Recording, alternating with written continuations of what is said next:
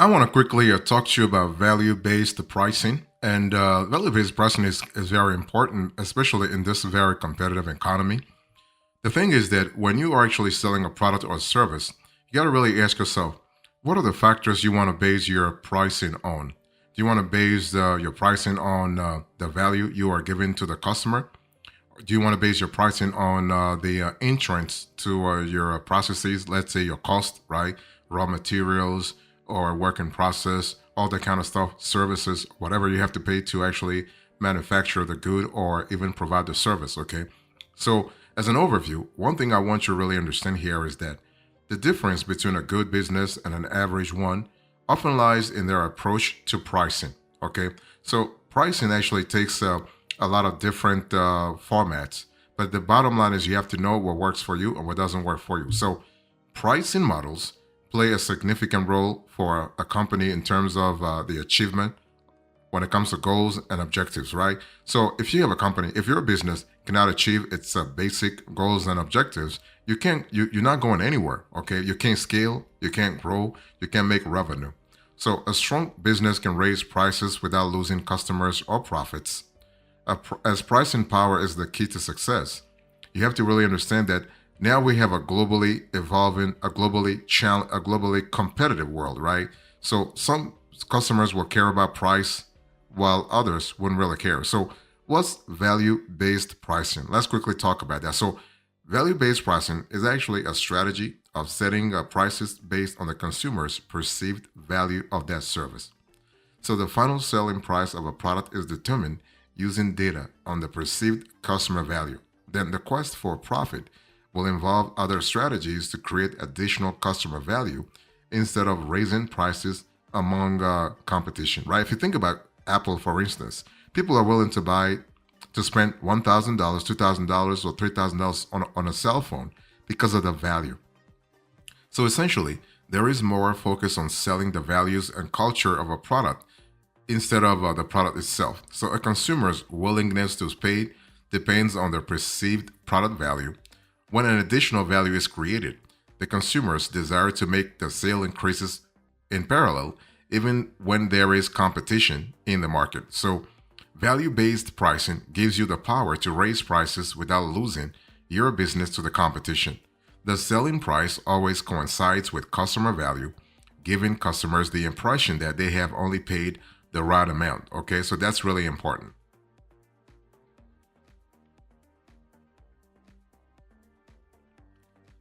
So now let me talk to you a little bit about the different pricing methods followed in today's economy. Okay, because you have markets moving fast, and you have to really understand that value-based pricing will make sense once I explain to you. So first of all, you have cost-based pricing. Then you have competition-based pricing.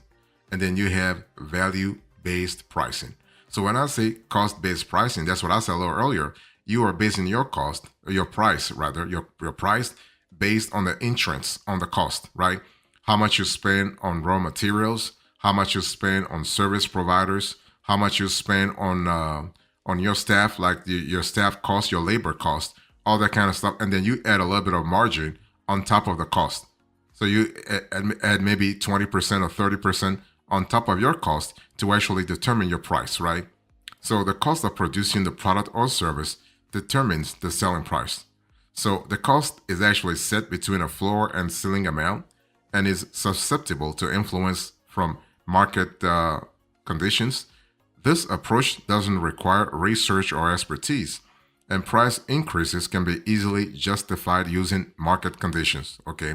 Now, this approach doesn't consider the customer and the customer's willingness to pay, and this approach is more profit driven. Like I said, you're just adding a certain margin on top of your cost to determine the price. Okay. So there is a risk of getting displaced from the market by competition due to higher prices, or simply when a competitor is willing to undercut your prices, right? If somebody has a lower cost base and they come and they slash your prices by 30%, you're out of business. That's the risk with cost-based pricing. What about competition-based pricing? As the name implies, you are actually looking at competitors' prices and setting your own prices accordingly. Okay. So the focus is solely on information regarding the competitors and not on customer value. It is a reasonably simply accessible approach with low risk. When a competitor tweaks prices, adjustments are made right away. Now, one disadvantage of this approach is that when one follows the competitor's prices blindly without considering other factors, there is a possible loss of opportunities and profits, right? For example, when companies keep their prices lower than the competitors, potential customers can have apprehensions about the quality, right? The quality is really important. And competition based pricing is good for the short term, but in the long run, it is a hit or miss. Now, let's talk about value based pricing. And I want to really talk about the strategy you need to think about. So, the one thing you need to understand here is that since the value based pricing approach focuses on the customer while setting a selling price, it does actually falls into a range of values that the customers are willing to pay for, right? Customers are coming to the market for various reasons. Customers may want to pay for may want to pay for the perceived value. They want to pay for their own, I would say, their own pain points and how much they think their pain point will be worth if they were to be solved. And some customers will actually are price sensitive. There's nothing you can do about that. If their budget is tight, if cash is tight, they're not going to spend that much money on a product, no matter how high or how low the price is. Okay, so if you think about value-based approach, value-based pricing, there is a big advantage actually in this pricing model because there is a big advantage in terms of profits. If you think about it, because the sky is the limit. The sky is the limit, or let me just put it this way: the customer's perceived value is the limit. Okay, when customer willingness is known, higher prices can be set to maximize profits. Thus, there will be an improved competitive positioning and more predictable revenue streams. Again, if I just tell you the impact of Apple, for instance, or even luxury cars. I mean, if you think about a Ferrari or you think about Maserati or all those luxury cars, people are willing to pay whatever. I mean, it doesn't matter. Like you have a $10 million car. There will be people in this world willing to pay $10 million to acquire a car. Okay, so that's not so. It's the perceived value in terms of status, in terms of like enjoyment. Okay, so one thing you need to understand here is that if you want to go with value-based pricing, you need to do research. You got to have expertise and you got to have the time because this method is not exact. Calculations and ongoing communication with the customer are often needed to understand customer perception and preferences.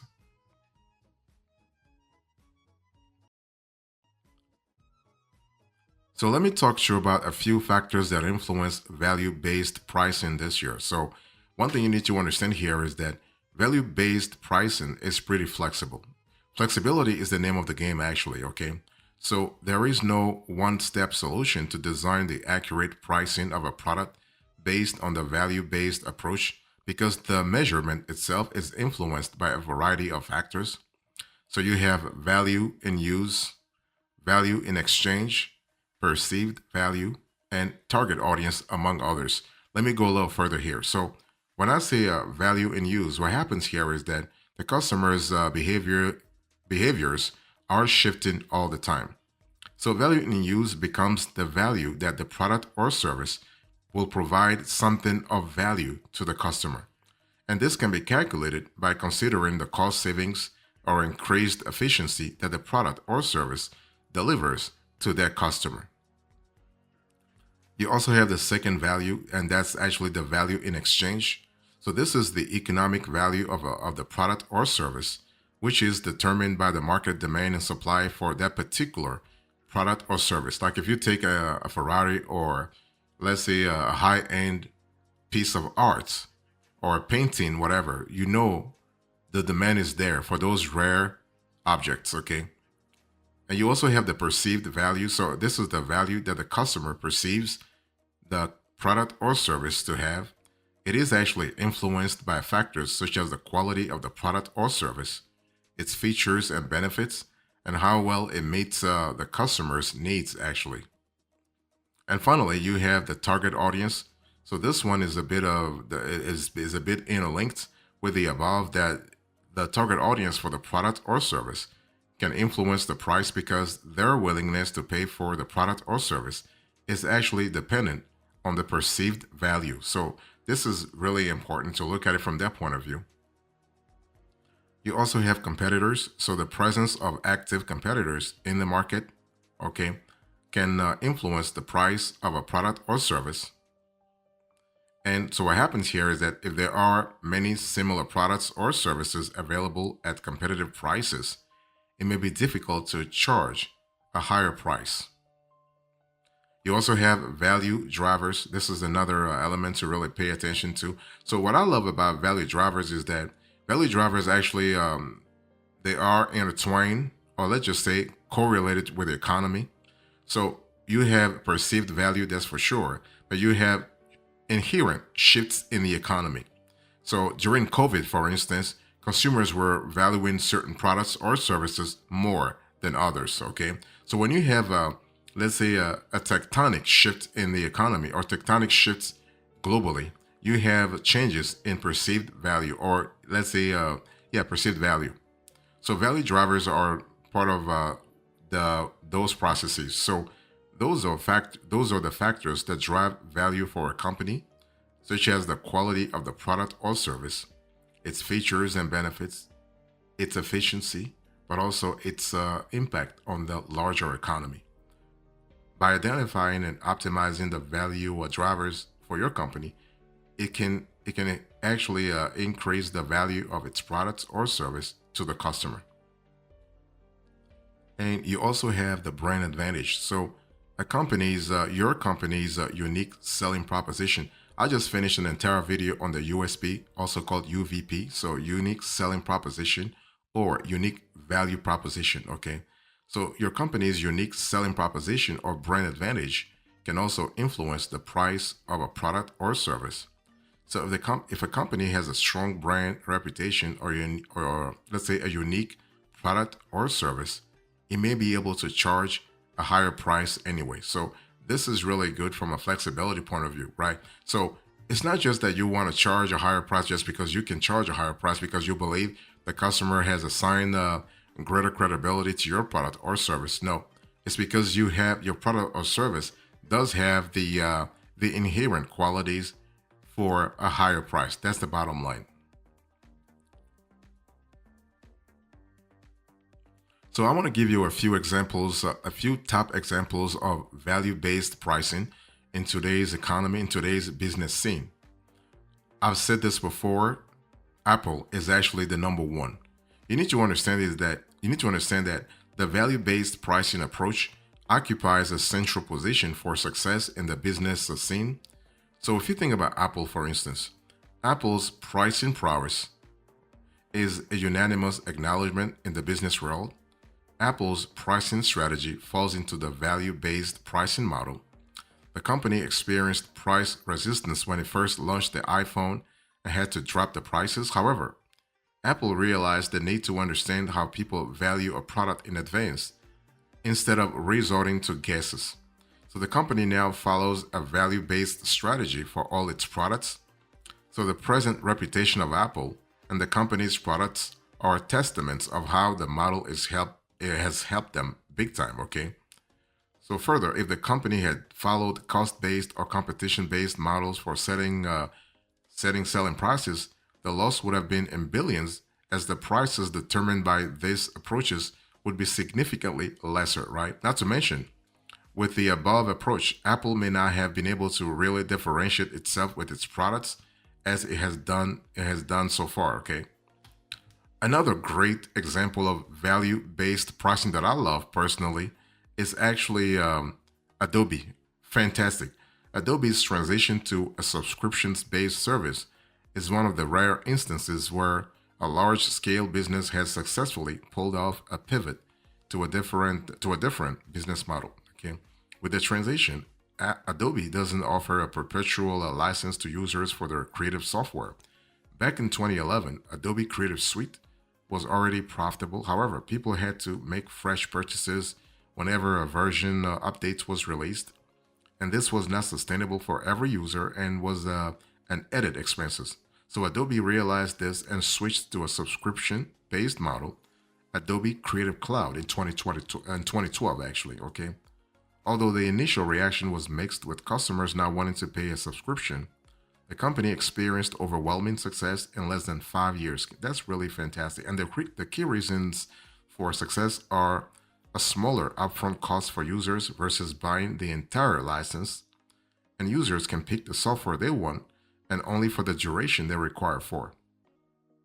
And what's more, they also enjoy always updated features and they do not have to worry about new updates, making their version of the product obsolete and a hassle free experience that saves them from installing and patching new software after every release, actually. Other examples include you have SaaS companies like Drift, Slack, Trello, and Zapier. So, SaaS companies like those four, they follow feature based pricing, one of the leading SaaS pricing models where services and products are priced based on the level of functionality. So, such a model usually pairs with a tiered pricing strategy where customers can access more features at a higher price points. Okay. So, basically, the product's perceived value increases with an increase in features, justifying the higher price. Upselling is more natural with this model, and it's easy to set user expectations while complementing other pricing models.